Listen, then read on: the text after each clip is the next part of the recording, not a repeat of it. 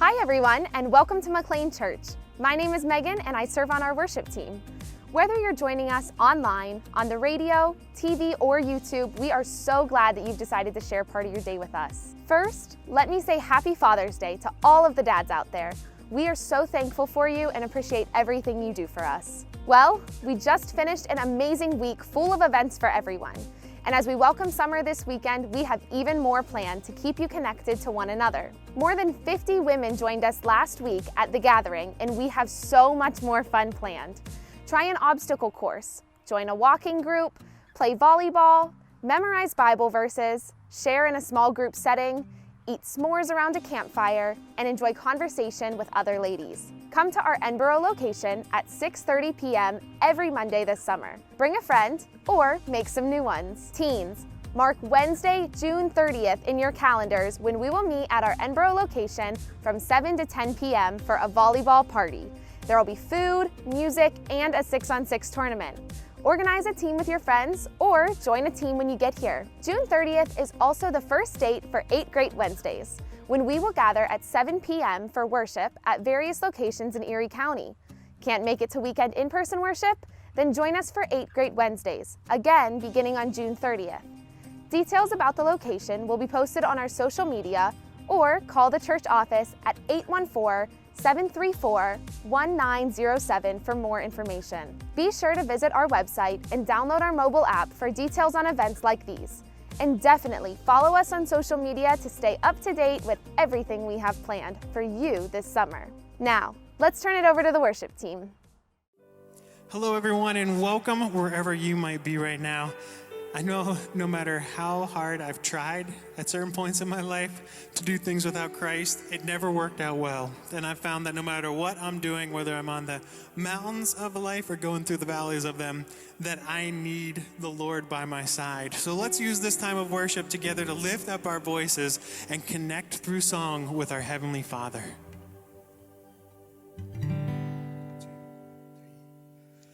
Lord, I find you in the seeking. Lord, I find you in the doubt. And to know you is to love you, and to know so little else. I need you. Oh, how I need you. Oh, how I need you. Oh, how I need you.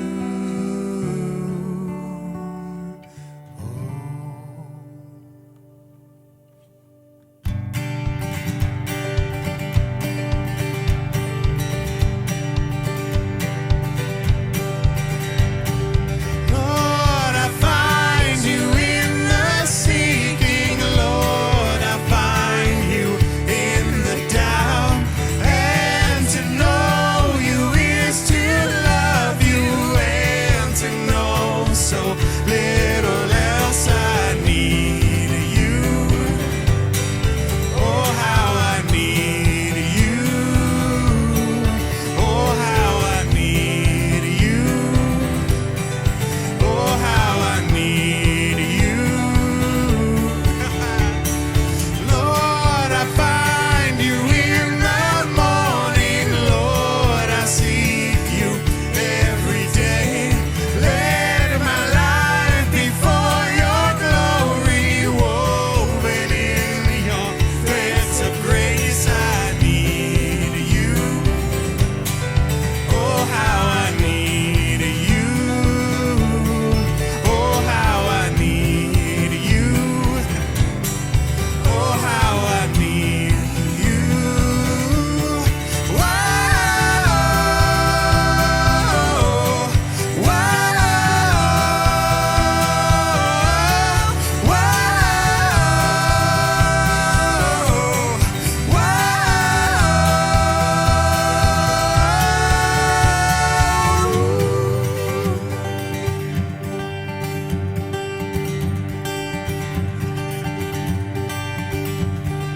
light, glorious light, I will go where you shine. Break the dawn, crack the skies, make the way bright before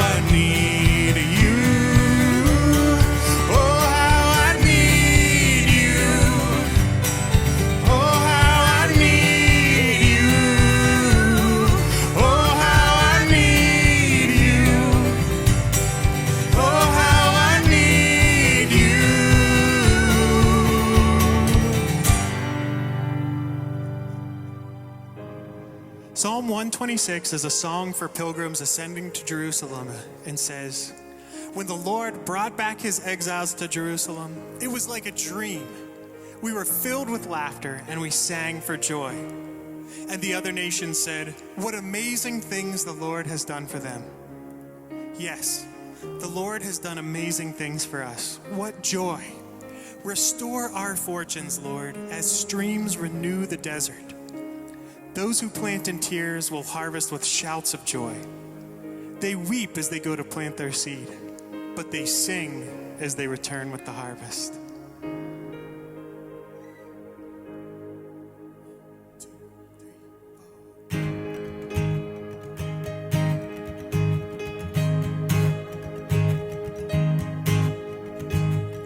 To God be the glory, great things he has done. Loved he the world, he gave us his son, who gave up his life, atonement for sin, and opened the life gate that all may go in. To God be the glory, great things he has done. Oh, perfect redemption, purchase of blood. To every believer, the promise of God. The vilest offender who truly believes, that moment from Jesus a pardon receives. To God be the glory, great things he has done. Praise the Lord, praise the Lord, let the earth hear his voice. Praise the Lord, let the people rejoice. Oh, come to the Father through Jesus the Son, lift up his great name and tell everyone, to God be the glory, great things he has done. Great things he has taught us, great things he has done. And great our rejoicing through Jesus the Son. But purer and higher and greater will be the awe and the wonder when Jesus we see. To God be the glory, great things he has done. Here we go. Praise the Lord, let the earth hear his voice. Praise the Lord, let the people rejoice. Oh, come to the Father through Jesus the Son, lift up his great name and tell everyone, to God be the glory, great things he has done. To God be the glory, to God be the glory, to God be the glory forever. To God be the glory, to God be the glory, to God be the glory forever. To God be the glory, to God be the glory, to God be the glory forever, forever, amen.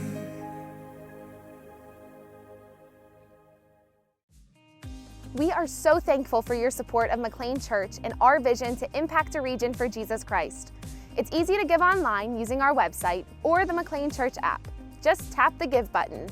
Thank you again for your generosity.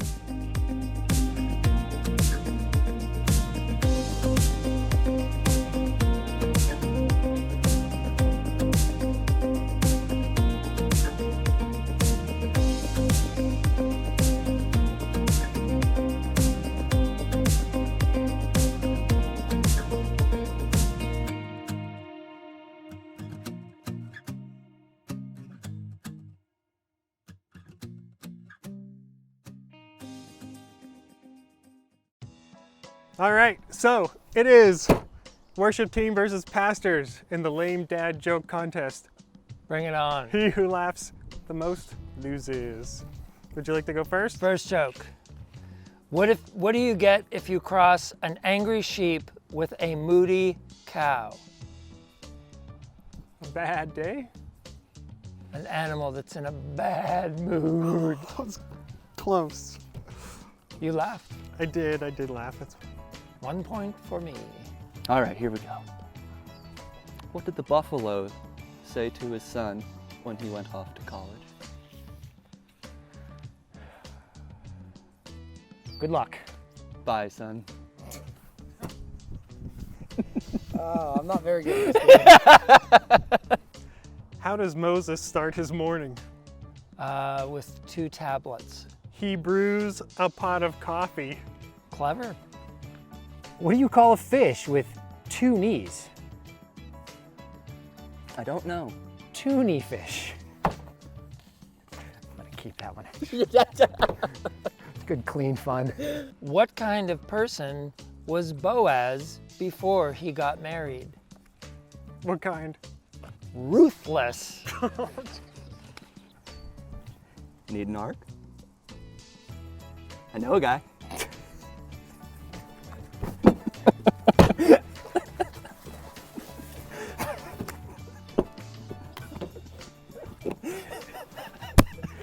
Oh my gosh.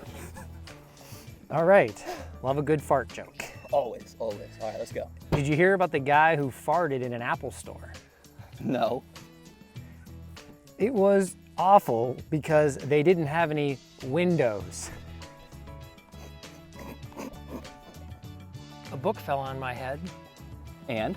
I can only blame myself. If a fish with 2 knees is called a toonie fish, what is a fish with no eyes called? An octopus. A fish.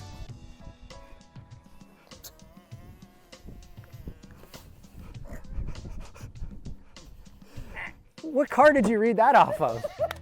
That came from up here, my friends. That's amazing. Why did the rapper lose his medallion? I'm not sure. Because it was off the chain. Because it was off the chain. It's just so nonchalant. Because it was off the chain. Oh, great. Pop culture question. What is Whitney Houston's favorite type of coordination? I don't know. Hand coordination. Like catch, throw. Does it count if you just smile? I don't know. Yes. Think of sad things. Think of sad things. What do you call a cow with no legs? You don't. Ground beef. Oh, nice. Who is the smallest person in the Bible? I believe it was Zacchaeus. Is Nehemiah. You're welcome, America. Had cheese but no crackers. Some might say I was crack-a-lackin'. Crack-a-lackin'. It's pretty good. You laughed at your own joke. I smiled at my own joke. There's a big difference. I might laugh at your joke though, so go ahead. What do you call a laughing motorcycle? I'm not sure. A Yamaha ha ha ha. A Spanish magician tells his audience, I'm gonna disappear on the count of 3. He says, uno, dos, and then poof, he vanishes without a trace.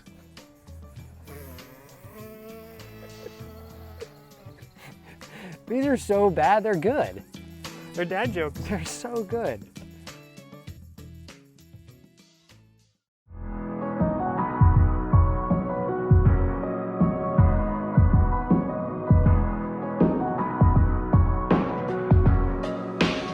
Well, hey everyone, we're continuing to work our way through this Old Testament book of Leviticus, which may seem a very daunting task. We've been in it for a number of months now and are going to continue in it for a number of months because there's a lot here as we try to understand how God was working in the ancient world to help people better understand who He was and what He was about.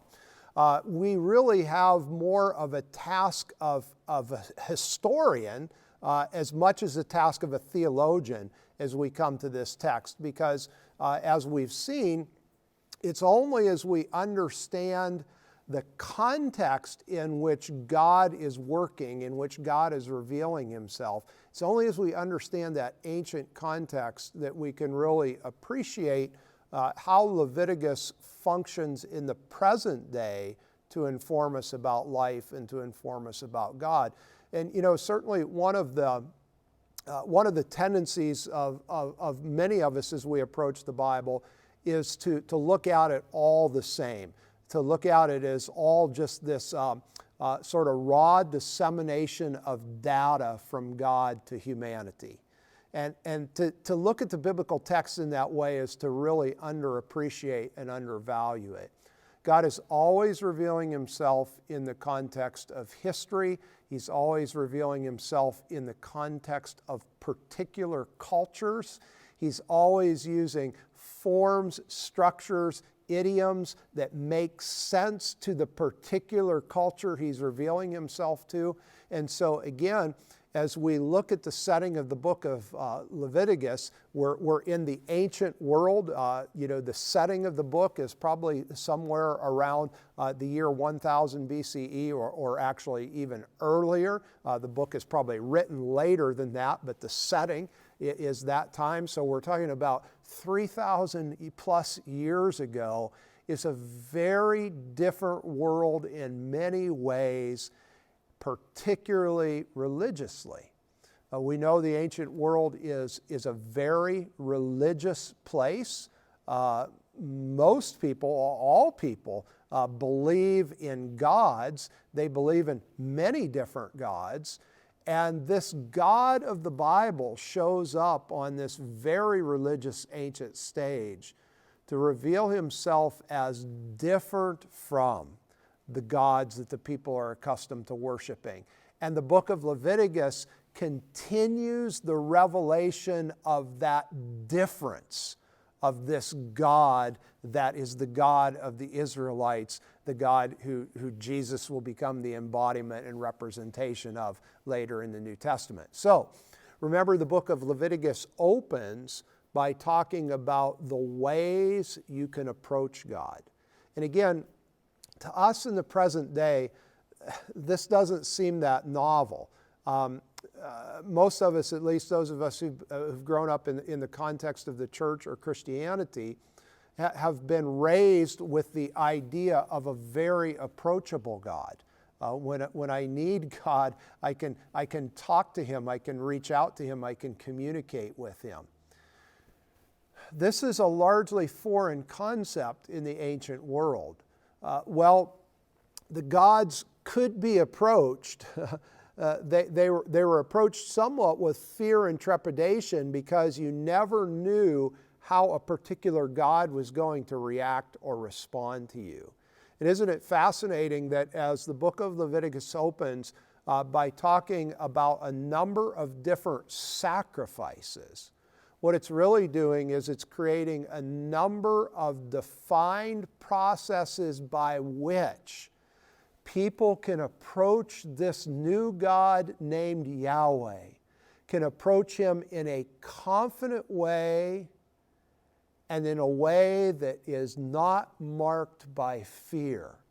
Because as you approach this God according to the terms that he's described in the book of Leviticus, you can have confidence that this God will receive you and accept you. This process that was put in place 3,000 years ago is what eventually led to the understanding we have of God in the present, of a God who is approachable, who is available to us, who we can connect with and communicate with without fear. Again, when we look at the book of Leviticus, it's so important to understand what God is doing in this book. He's doing in an ancient context, in an ancient setting. We can't simply take what God is doing in this ancient setting and transfer it to the present day in a one-to-one correspondence and think that's going to work or make sense. There needs to be a process of translation, of interpretation, of appropriation, whereby we take the truths that we learn from this document in its historical context, and then begin to make sense of them in terms of our present day setting, our present day understanding, and the further revelation we have of God in the rest of the biblical record. So, first three sacrifices all dealing with how you approach God. Remember, the second set of sacrifices, sacrifice 4 and 5, all have to do with how you make a wrong right. What do you do when you've made a mistake? What do you do when you've made a decision that seemed right in the moment, but the next morning you very much regret it? What do you do when you find yourself in those moments of time when you look back on the past, whether it's 10 minutes ago or 10 years ago, and you say, oh, what was I thinking? What did I do? Remember, we said last week, our human culture very much teaches us that certain things, certain mistakes we make are indeed fatal flaws. It's the popular understanding in human culture that there are certain mistakes that you can make from which you can't recover. And it's fascinating that as God begins to reveal himself to this ancient group of Israelites, one of the first things he wants them to know is that with him, we get second chances. With him, there's a means to make our mistakes right, to fix the wrongs that we've committed, to redo some of those things that we wish we could undo. And as we also said last week, it's fascinating that as we move through the pages of the biblical record, by the time we get to the New Testament, we find New Testament writers telling us that with God, not only can you redo or undo past mistakes, but God even has the ability to transform the consequences of our poor choices, of our bad decisions. He has the ability to transform the consequences of those things, making them into something good and beautiful. And boy, if that alone does not make us just fall more passionately in love with God, what would? To know that we live in relationship with a God who not only has made a means by which wrongs can be made right, but has assured us that through his work and intervention in our lives, even the consequences of poor choices, of wrong decisions, can be reversed and redeemed. And boy, if that doesn't just make your heart swell with gratitude to this God, I don't know what would do it for us. This is amazing that this is the kind of God we live in relationship with. So again, just quick by review, remember in chapter 4, the author went through a number of different groups of people explaining how you deal with things you've done wrong. And in verse 27 of chapter 4, he says, if any one of the ordinary people among you sins unintentionally in doing any one of the things that by the Lord's commandments ought not to be done and incurs guilt, when the sin that you have committed is made known to you, you shall bring a female goat without blemish as your offering for the sin you have committed. And then the author details what should be done with that sacrifice, how the sacrifice should be offered. And he concludes in verse 31 by saying, thus the priest shall make atonement on your behalf, and you shall be forgiven. When you've done wrong, and you realize you've done wrong, when you wake up the morning after and you say, oh, what did I do? Here is the process you follow by which the wrong is made right, by which forgiveness is achieved. Now again, the particulars of the process, they fit this ancient world setting. They fit this 3,000 year ago setting in a very polytheistic religious world. It's not that the practical steps of the process are to transfer to the present. It's the idea that with this God, there is a means to have a second chance. Next week, we're going to talk specifically about these rituals, and we're going to talk about the importance of ritual in the present day, that even though the particulars of the ritual don't transfer, we're not sacrificing animals to make our wrongs right. The idea of a ritual or a procedure that helps us appropriate this forgiveness that is ours through God is as important today as it was in the ancient world. We're going to talk next week a bit more about what that means. Now, today I really want to do two particular things with us. First of all, I want to clear up a little bit of misconception between intentional and unintentional sin. And then we're going to look at chapter 6 and talk about what we do when we've done something wrong in relationship to someone else. So remember, everything in chapter 4 dealt with this idea of unintentional sin. Again, if any of the ordinary people among you sins unintentionally in doing any of one of the things by the Lord's commands ought not to be done. I think as we talked about this last week, there was a little bit of confusion between this idea of unintentional sin and intentional sin.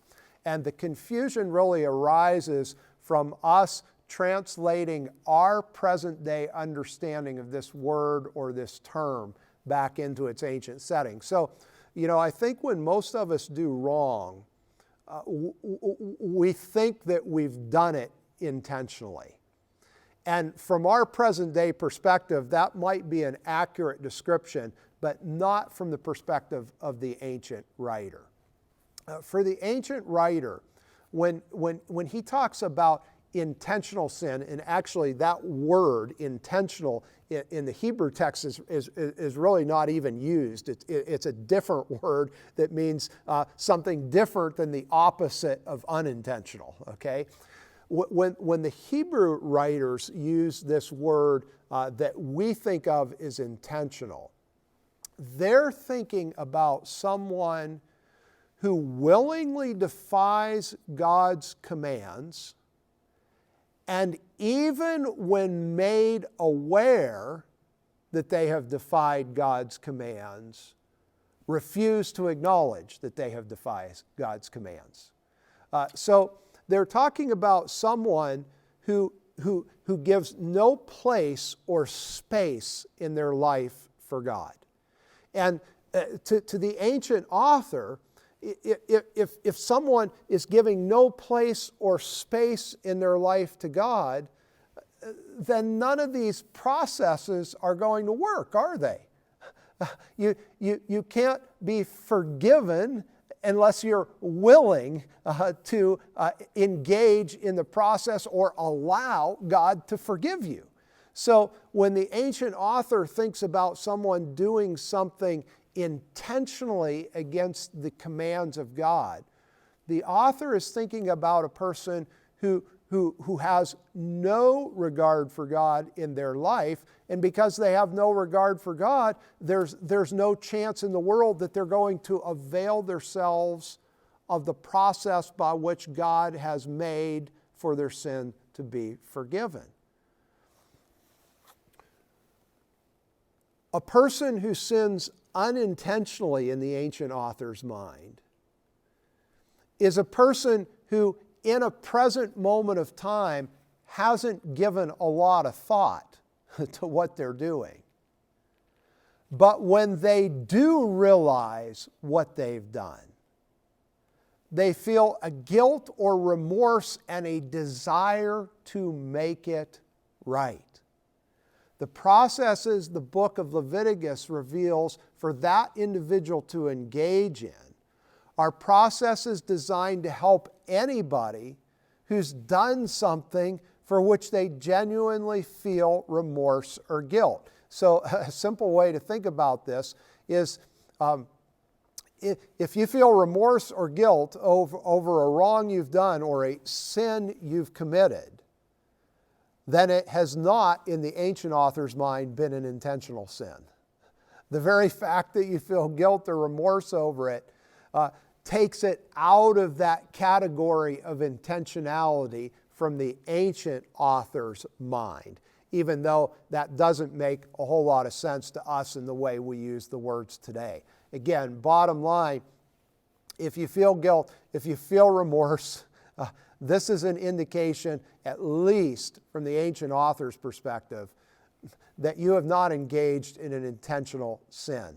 The intentional sin is the person who says, I have no regard for God, and if I have no regard for God, then I really can't avail myself of the processes God has put in place for me to know freedom from my sin.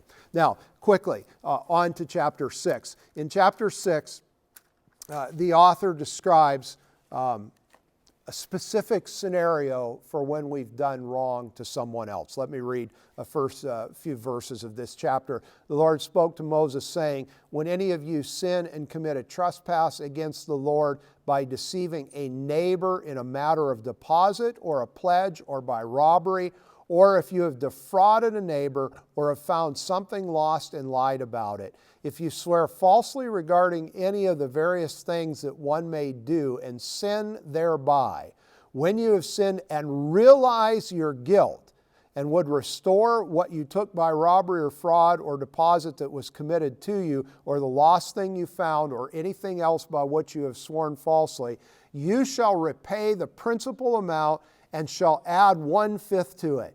You shall pay it to the owner when you realize your guilt, and you shall bring to the priest as your guilt offering to the Lord a ram without blemish from the flock or its equivalent for a guilt offering. The priest shall make atonement on your behalf before the Lord, and you shall be forgiven for any of the things that one may do and incur guilt thereby. And again, note, related to our discussion of intentional versus unintentional sin, these all sound like things that you might do intentionally, right? The key differentiation is you recognize your guilt. When you've done something wrong toward another person, and note the categories of offenses, you haven't been truthful, you've defrauded, you've robbed, you've found something that you didn't return. When you've done something that harms your neighbor, you've got to deal with it. And when you deal with it, according to these instructions, it's made right. Now again, we're talking about an ancient world context. We're not talking about transferring specifically these practices to the present day. That's not the point. The point is, when you've done something to hurt someone else, it needs to be made right, first with the person that we've done wrong to, and then with God. And when these two things happen, the wrong is righted. The offense is removed. Note what the biblical author is teaching us about the nature of life and the nature of God. In life, we have a responsibility toward the people around us. We have a responsibility to treat them rightly. Jesus would talk about it as loving our neighbor, acting in a way toward the people around us that would do them or cause them no harm. The things that the author delineates in chapter 6, these are things that are done to other people that hurt them and harm them. The author wants us to know we have a responsibility toward the people around us, a responsibility to cause them no harm, a responsibility, again, as Jesus taught, to love them. But here's what we know. None of us does that perfectly. The human condition is such that we're always doing things that harm other people. That's just part of the human experience. So when that happens, now the biblical writer reveals to us that there is a way to deal with that. There's a way to reverse the wrong. And how do we do that? Well, again, the principles revealed here are, number one, we restore to the person the harm or the damage that we have caused to them. We make it right with them. And isn't it fascinating? Biblical scholars have noticed that the text first calls for us to make things right with other people and then make them right with God. The ordering there is very significant and very astounding, again, against an ancient world religious context. We make things right with the person that we have harmed, and then we make things right with God because we've hurt or harmed part of His creation. We've hurt or harmed part of His creation. We make it right with the person we've wronged. We make it right with God. And in that moment, we know forgiveness. Leviticus chapter 6 reveals a process that was prescribed for the ancient world. Again, the particulars of the process are not what we transfer. It's the idea behind them. That when we make a mistake with another person, there's a way to fix it. We make it right with them, and we make it right with God. Now think with me about what chapters 4 through 6 are really doing. And this is the real takeaway from this. Number one, they're affirming the reality of the human experience. And the reality of the human experience is that neither you nor I can live a perfect life. We're going to make mistakes. We're going to make mistakes that compromise our personal lives. And guess what? We're going to make mistakes that harm or hurt other people. From the biblical writer's perspective, the issue is not so much the motivation behind our wrong choices. The issue is, what do we do when we become aware that we've made a mistake? What do we do when we become aware that we've made a poor choice that's compromised God's ideal for our lives or has hurt or wounded another person? What do we do in that moment?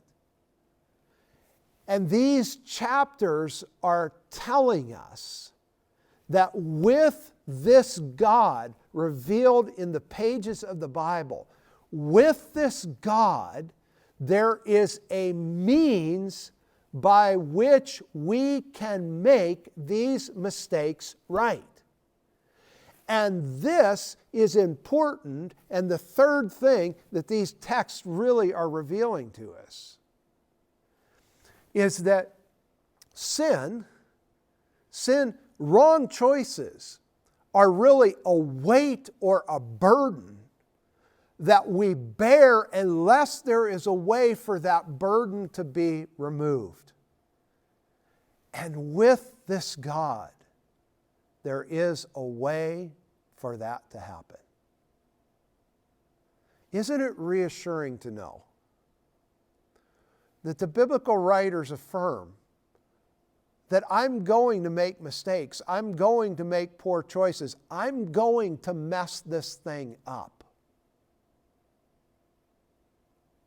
But I'm invited into a relationship with a God who can make my wrongs right.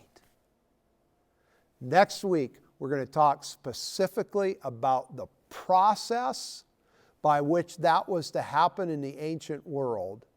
And we're going to talk about what that ancient process teaches us about the importance of ritual in our present day. But take away with you this week that you live in relationship with a God who can make all things right if we're willing to acknowledge that God's place in our lives. Look forward to sharing more with you as we continue our journey through the book of Leviticus next week.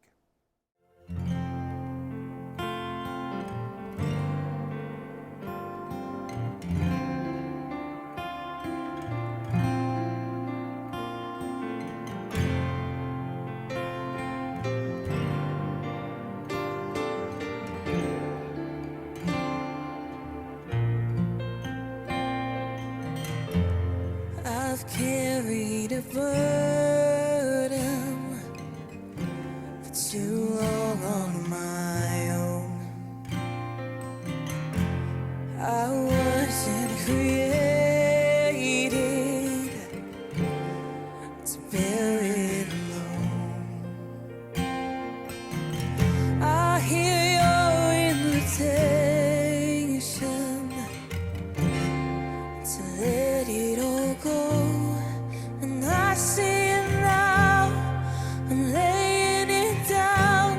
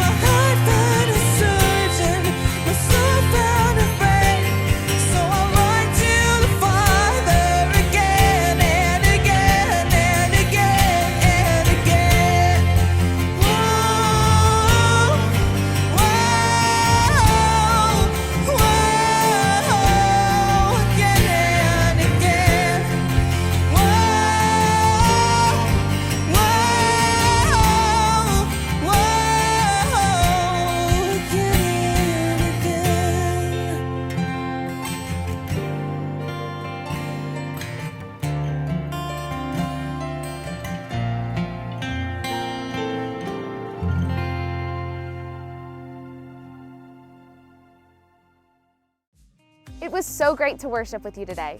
Remember to follow McLean Church on social media, and we will see you in person at one of our locations or right back here next week.